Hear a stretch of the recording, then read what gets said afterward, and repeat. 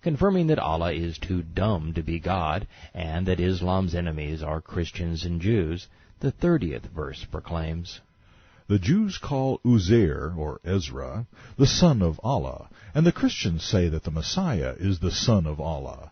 That is their saying from their mouths. They but imitate what the unbelievers of old used to say. Allah himself fights against them, cursing them, damning and destroying them. How perverse are they?"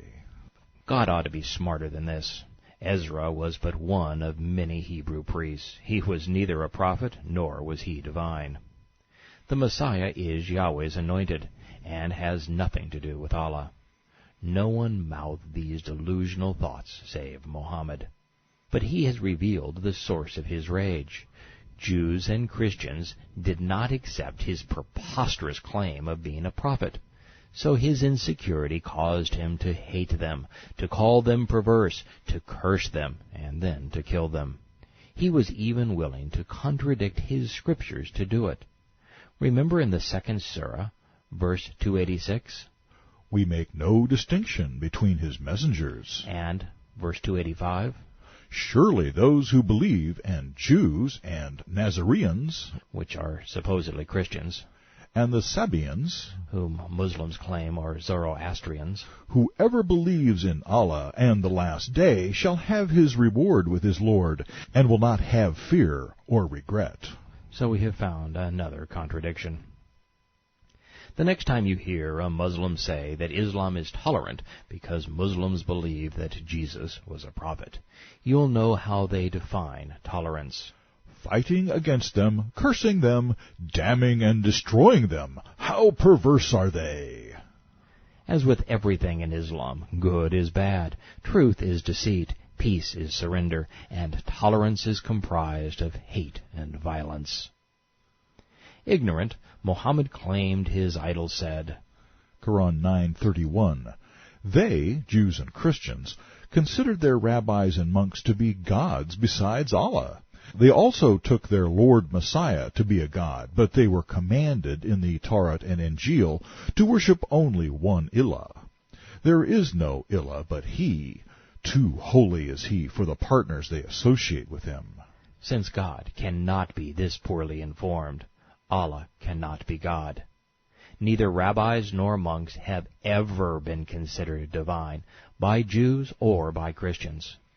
So by reciting these words, Muhammad revealed that the Koran was not inspired. And while I appreciate the confession, I continue to be skeptical that any thinking person actually believes this foolishness. How can Allah be depicted as torturing men in hell and yet be too holy to be associated with the Messiah?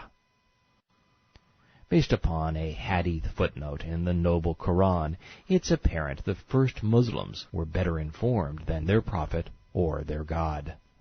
Once, while Allah's messenger was reciting this verse, Adi said, "O Allah's messenger, they do not worship rabbis and monks." The prophet said, "They certainly do." What an idiot.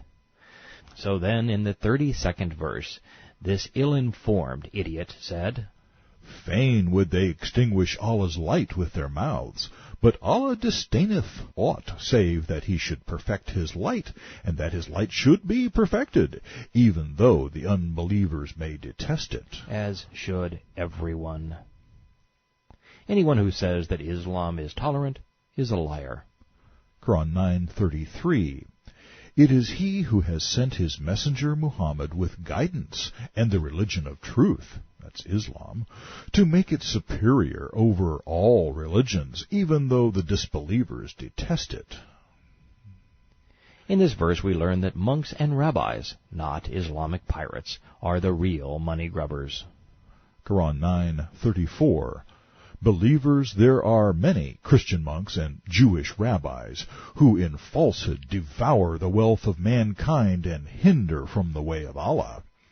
And there are those who bury gold and silver, and spend it not in Allah's cause. Muhammad, announce unto them tidings of a painful torture. On the day of doom, heat will be produced out of that wealth in the fire of hell. It will be branded on their foreheads, their flanks, and on their backs. This is the treasure which you hoarded for yourselves. Now taste it. Just when you thought Allah couldn't get any nastier or more hypocritical. Surprise.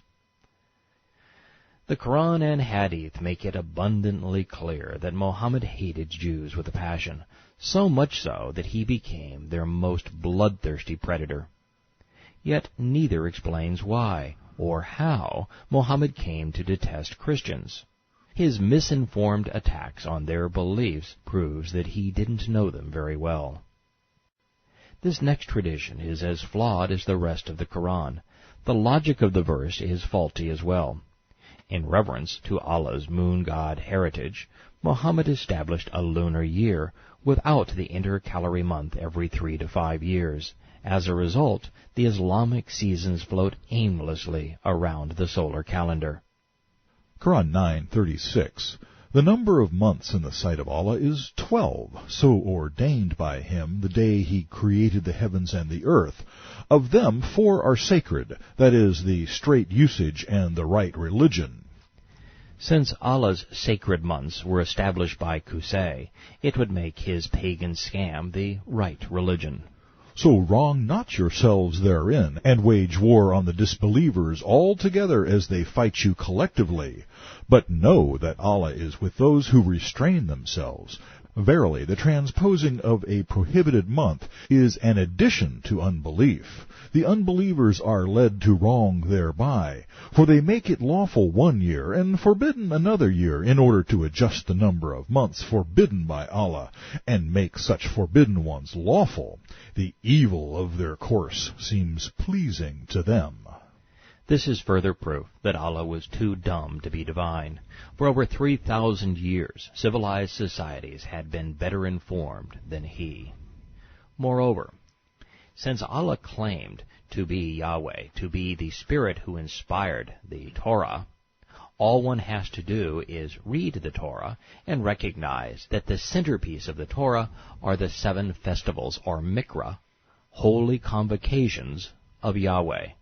They are Passover, unleavened bread, first fruits, the Feast of Weeks, the Feast of Trumpets, Atonement, and Tabernacles.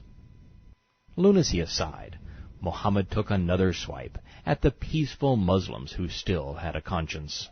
Quran 9, verse 38. Believers, what is the matter with you that when you are asked to march forth in the cause of Allah, that is jihad, you cling to the earth? Do you prefer the life of this world to the hereafter? Unless you march, He will afflict and punish you with a painful torture, and put others in your place, but you cannot harm Him in the least. According to Allah, if Muslims aren't eager to fight, He will replace them, and then He will torture them. But with whom, may I ask? And can you imagine a God so feeble He needs to tell His faithful that they cannot harm Him?